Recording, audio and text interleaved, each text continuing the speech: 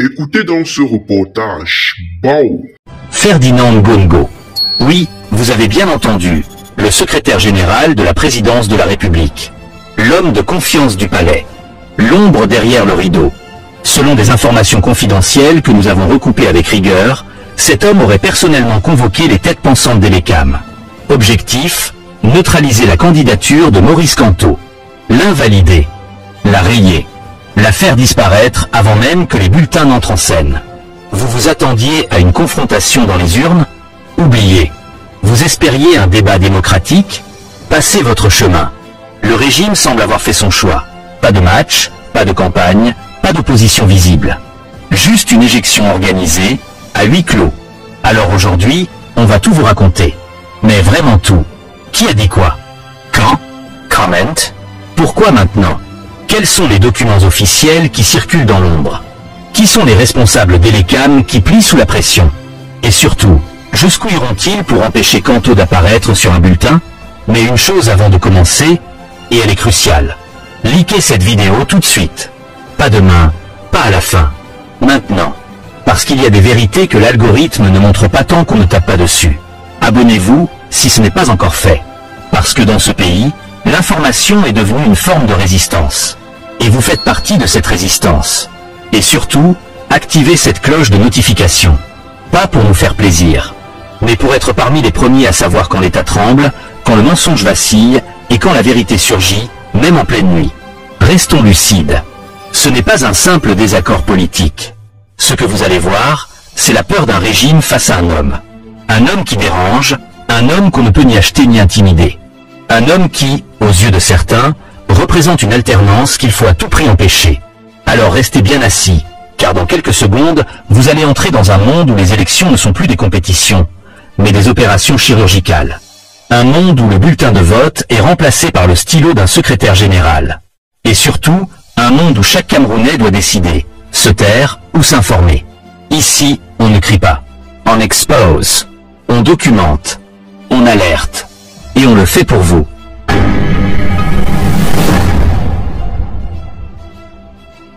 Partie 1. La politique comme gombo de couloir. Alors donc, on est là, dans notre Cameroun tranquille, chacun dans son coin en train de gérer le survivantisme quotidien. Essence à 1000 cents, riz à crédit, courant qui fait clignoter les ampoules comme une boîte de nuit, quand soudain, boum, une info tombe. Pas une rumeur du quartier, un vrai missile en costard-cravate. Ferdinand Ngongo, le secrétaire général à la présidence, aurait demandé personnellement à LECAM d'invalider la candidature de Maurice Kamto. Oui, tu as bien entendu. Pas lui demander de bien surveiller les procédures, pas s'assurer que tout est conforme. Non, invalider. En bon français, mettre hors jeu. Éjecter. Balayer avant même que le match ne commence. Comme un arbitre qui siffle carton rouge pendant l'hymne national. Et là, on se regarde entre nous, bouche ouverte, comme au lendemain des résultats du bac quand le nom du plus intelligent du quartier n'est pas sorti. On se demande, ça, c'est quel type de démocratie encore? Une démocratie où le SGPR devient directeur technique des compétitions, où la présidence organise les matchs, choisit les joueurs et donne les cartons. C'est là où tu comprends que le Cameroun ne fait jamais les choses à moitié. Chez nous, même les élections, c'est pas des élections. C'est un spectacle. On appelle ça scrutin. Mais c'est une pièce de théâtre mal répétée, où les perdants sont choisis d'avance et les gagnants ont déjà fait les affiches avant la convocation du corps électoral. Mais dans cette pièce-ci, ce qui frappe, c'est le zèle de Ngongo. C'est pas LECAM qui veut invalider Kamto. C'est pas une plainte du peuple. C'est pas un débat entre juristes. Non. C'est une consigne qui vient d'en haut. Très haut. L'homme qui a la main sur les tampons, les convocations, les nominations. En gros, l'homme qui tient les clés du palais comme un gérant tient la caisse d'un bar à Nvogenbei. Il décide qui entre, qui sort, et qui doit rester à la porte. Et le plus triste dans tout ça, c'est que même la forme ne tient plus. Même le décor de la démocratie ne fait plus illusion. On ne prend même plus la peine de dissimuler. On sort la machette au milieu du marché. Toi, tu ne participes pas. Point final. C'est un peu comme si tu organisais un match de foot, tu distribues les maillots, les sifflets, les ballons, puis, la veille du match, tu appelles le gardien de but de l'équipe adverse pour lui dire « Frère, désolé, mais t'as pas le droit d'entrer au stade. » Problème administratif. Quel genre de problème? Ton maillot est trop blanc. Ça gêne la visibilité. Et tout le monde sait que derrière ça, il y a la peur. La vraie. Celle qui ronge le ventre du régime. Parce qu'on ne fait pas autant de gymnastique constitutionnelle pour écarter un candidat si ce candidat ne fait pas peur. Quanto, ce n'est pas un saint. Mais dans la tête de certains là-haut, c'est un problème. Un gêneur. Un empêcheur de tourner en rond. Il parle bien, il n'a pas encore volé le riz du peuple, et surtout, il ose contester les résultats, en public. Quel culot. Dans une république normale, c'est le jeu. Chez nous, c'est l'offense. Et voilà où on en est. Une machine à broyer les candidatures. Une institution électorale qui se transforme en guichet politique. Vous avez la carte? Vous soutenez qui? Ah, désolé, votre dossier est incomplet. Et l'ECAM, au lieu d'être l'arbitre du match, devient l'infirmier du camp présidentiel. Il soigne les maux de tête du pouvoir en bloquant ceux qui dérangent. Mais la vraie question est là, mon frère, ma sœur, et nous dans tout ça? Nous, les citoyens, les spectateurs fatigués mais lucides. On fait quoi? On regarde, on rigole, ou bien on demande des comptes. Parce qu'à ce rythme-là, bientôt, même ton écharpe de campagne va être considérée comme preuve d'insubordination. Et celui qui veut juste voter devient un suspect. Oui, on en est là. Et ce n'est que la partie 1. La suite, c'est encore plus salé. Tu veux qu'on continue? Tu veux savoir qui a validé quoi? Qui a dit quoi à qui? Et surtout, comment il compte faire passer ça en douce comme si c'était normal? Reste connecté. Ce n'est que le début de la série. Et n'oublie pas, si tu ne likes pas cette vidéo, Elecam pourrait bien invalider ton opinion aussi. Partie 2. Elecam ou l'art de l'acrobatie politico-administrative. À Elecam, parlons-en. Cette vénérable institution censée être neutre comme une Suisse sans chocolat, indépendante comme une mamie du village qui refuse de vendre son champ, et sérieuse comme un gendarme devant un barrage. Mais au Cameroun, on a un don particulier. On transforme tout ce qui est censé protéger la démocratie en arme de destruction électorale. Et Elecam ne fait pas exception. Dès que la consigne de Ngo Ngo est tombée comme une pluie sèche en saison pluvieuse, les gars d'Elecam ont enfilé leur combinaison de contorsionnistes. C'est devenu du kung-fu administratif, du karaté juridique, du taekwondo institutionnel. Ils sont là, en train de chercher des failles, des virgules, des dossiers pas complets, des photos d'identité trop sombres, ou un extrait de naissance qui n'a pas été signé par le sous-préfet de 1984. Monsieur Quanto, votre certificat médical est trop propre. On doute de son authenticité. Votre caution est arrivée un jour trop tôt. Vous avez utilisé un stylo bleu au lieu du noir. Et le peuple regarde ça avec une fatigue dans l'âme. Une fatigue tellement profonde que même la colère a pris sa retraite. On est dans un pays où, pour être candidat, il ne faut pas être populaire. Il faut être validé. Et la validation ne vient pas du peuple, mais d'un bureau climatisé, rempli de gens qui n'ont jamais gagné une élection locale, mais qui décident de l'avenir national. C'est là où l'absurde devient une ligne politique. On prétend organiser des élections, mais on commence par filtrer les candidats comme des invités indésirables à un mariage où le marié ne veut que des photos flatteuses. Et pendant ce temps, les vrais problèmes, l'inflation, les coupures d'eau, le chômage, sont relégués au second plan, comme un banc cassé au fond d'une salle d'attente. Mais la vraie dinguerie, c'est la position d'Elecam. Théoriquement, ils sont indépendants. En pratique, ils dépendent du bon vouloir de ceux qui les ont nommés. Un peu comme si tu étais arbitre dans un match où ton salaire dépend de l'équipe locale.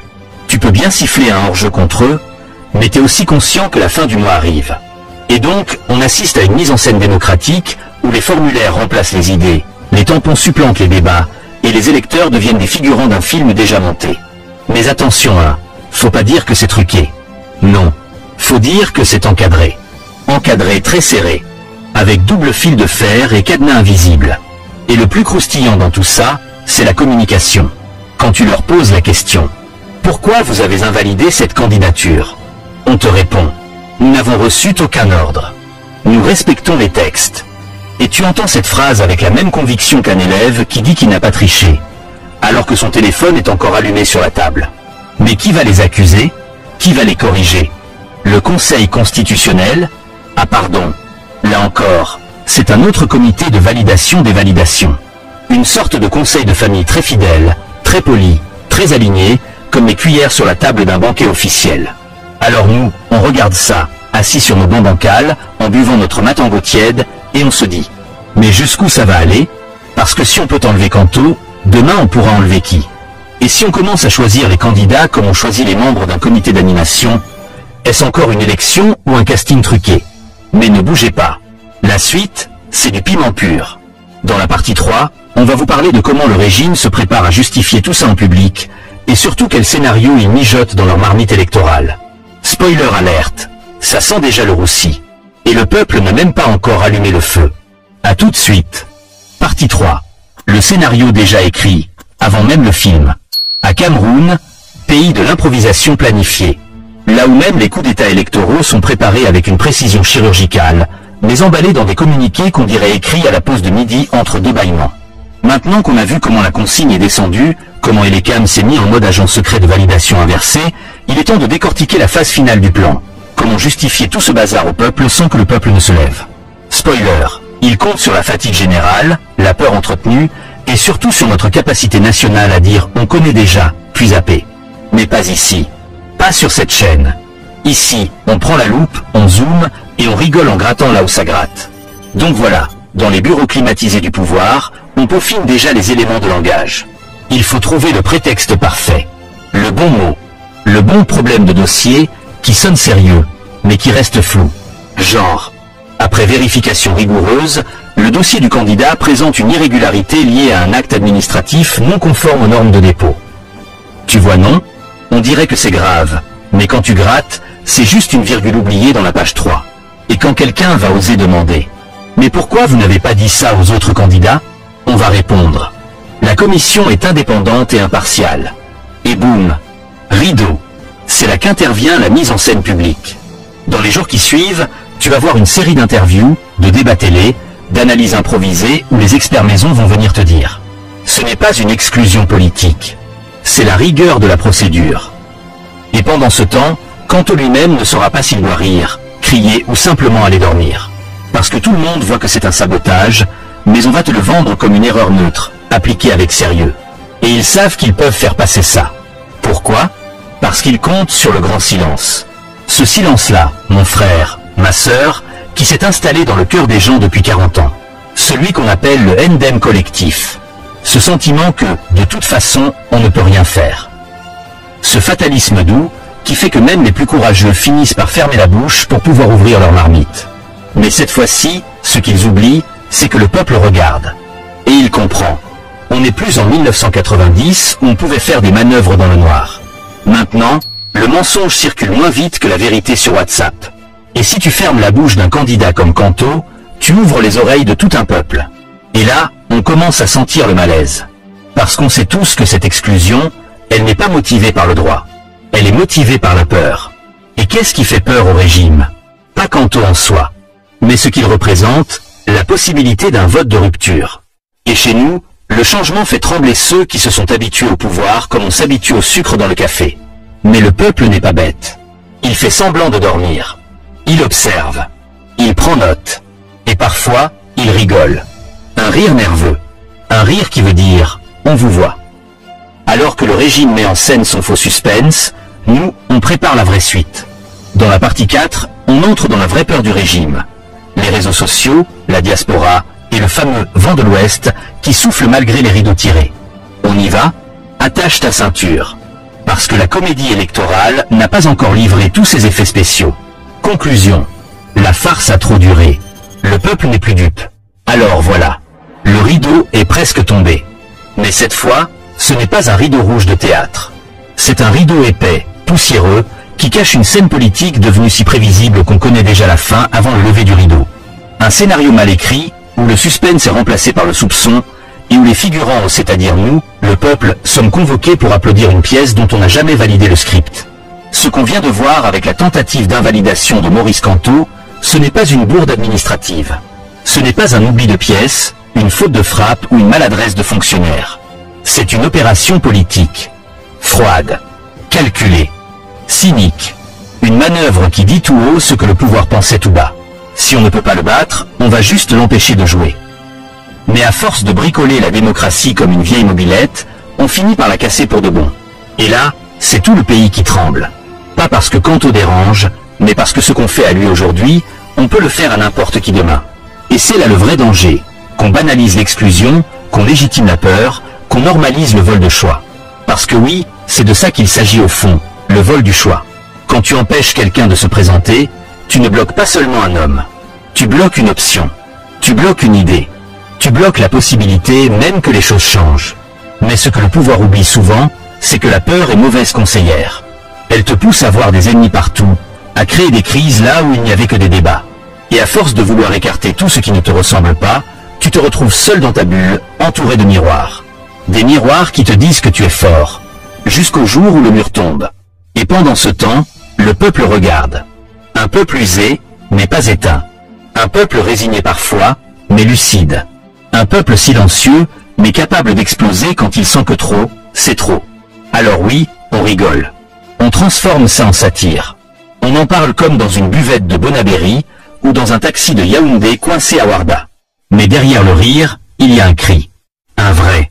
Un cri qui dit « Laissez-nous choisir », même si c'est pour choisir le pire. Mais au moins, que ce soit notre main qui coche la case. Et maintenant, c'est à toi, oui toi qui regardes cette vidéo, de prendre la suite. Qu'est-ce que tu en penses? Tu crois qu'on peut continuer comme ça encore combien d'années? Tu penses qu'en invalidant Kanto, le pouvoir s'est renforcé? Ou bien qu'il vient de prouver qu'il a peur? On se dit à la prochaine, c'est la Vista Baby. Bisous là-bas les gars. Bao.